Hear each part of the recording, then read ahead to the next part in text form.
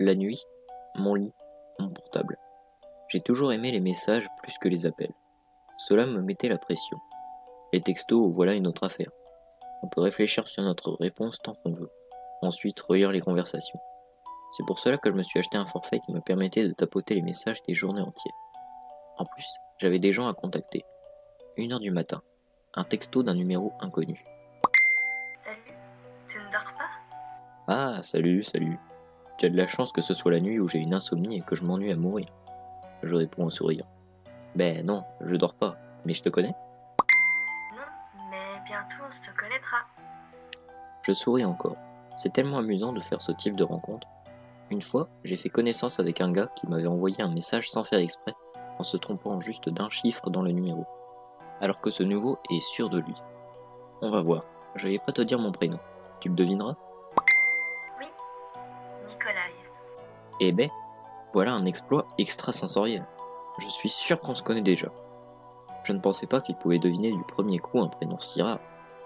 Vas-y, t'es qui? Je le dirai pas. Tu veux voir un tour de magie? Ok, montre.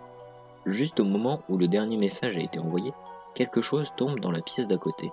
Je sursaute et, en reprenant la respiration, je vais voir ce qui vient de se passer. Un nouveau message arrive. T'as eu peur? J'hésite à ouvrir la porte fermée. J'écoute attentivement, mais point de bruit suspect. J'ouvre lentement la porte et je m'arrête encore. Je regarde. J'ouvre lentement la porte et je m'arrête encore. Je regarde. Une chambre, rien d'autre. Personne ne m'a pris le bras, personne ne m'attaque. Il y a juste un petit pot qui est tombé sur le tapis.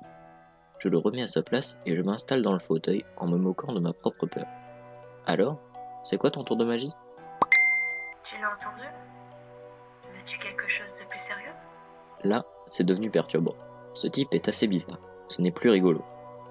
Non merci, je vais me coucher. Si tu ne veux pas me dire qui tu es, je ne vais pas te répondre.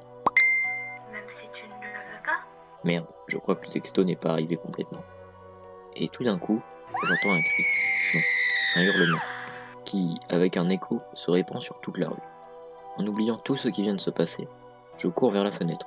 Attendez, pourquoi aucun lampadaire n'est allumé? J'essaye d'y voir quelque chose dans l'obscurité, mais sans y parvenir. Je retourne dans ma chambre en allumant toutes les lumières dans l'appartement. J'ai peur. Un nouveau message arrive. Tu sais qui vient juste de crier? Un frisson passe dans mon corps. Je ne vais plus répondre. Ça devrait être sûrement quelqu'un d'ici qui m'a vu avec mes amis et leur a demandé mon numéro de téléphone. Ne m'écris plus, je dors. Non, tu ne dors pas. Tu ne dormiras plus jamais. Ce dernier message m'a paru terrifiant. Je décide simplement de ne lui répondre plus rien. J'ai commencé à envoyer des messages à ma copine pour lui parler de mon interlocuteur mystérieux. Mais elle n'admet pas qu'elle a donné mon numéro à quelqu'un. Bien sûr que c'est elle, toujours en train de le balancer à droite et à gauche. Soudain, je reçois encore un message. Pourquoi t'écris à ta copine mais pas à moi? Ça coupe ma respiration. Comment il le sait? Ce con m'observe ou quoi? Je demande à ma copine de venir chez moi. Heureusement, elle habite dans la maison d'à côté. Elle accepte après 2 minutes et j'entends un nouveau message. Ta copine ne me plaît pas. Je dis à ma copine qu'elle fasse attention et que ce serait mieux si elle prenait son chien. Elle m'écrie. Ok, je sors. Je l'attends en me calmant peu à peu. Cependant... Tu veux voir un tour de magie? Putain, je veux plus rien moi! Laisse-moi tranquille! Je suis en colère et terriblement effrayé. Où es-tu mon ami? Oui, c'est elle. J'entends quelqu'un sonner à ma porte. Enfin! Je cours ouvrir la porte en oubliant de regarder dans le jardin. Je l'ouvre en disant une taquinerie amicale et je me fige avec le sourire sur mon visage. Il n'y a personne derrière la porte, juste les ténèbres. Mon attention est attirée par une tache noire sur le sol. Je n'arrive pas à bien le voir. On dirait un sac noir. Je me baisse pour regarder, mais je m'arrête avec la main tendue. Ma bouche s'ouvre alors que le cri reste coincé. C'est un chien. C'est le chien mort de ma copine. Mon Dieu, qu'est-ce qu'il se passe?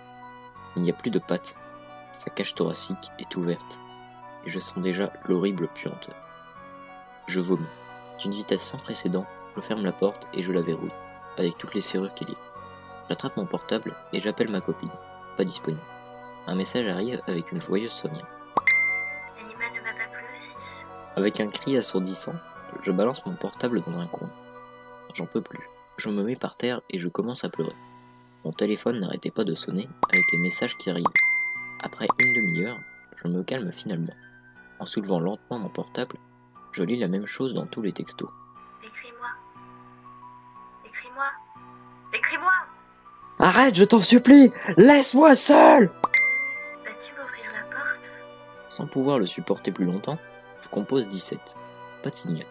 Vous vous foutez de moi? J'essaye encore. Rien. J'essaye de composer un quelconque numéro, mais sans résultat. J'avais trop peur de sortir de mon coin et d'appeler les voisins. En reprenant mes forces et les restes de mon courage, je tente d'appeler ce maudit numéro. J'attends. Il y a le signal. Et là, mes yeux s'arrondissent lentement. L'horreur grandit en moi et tout mon corps commence à trembler. Juste derrière la porte de ma chambre, un appel téléphonique retentit.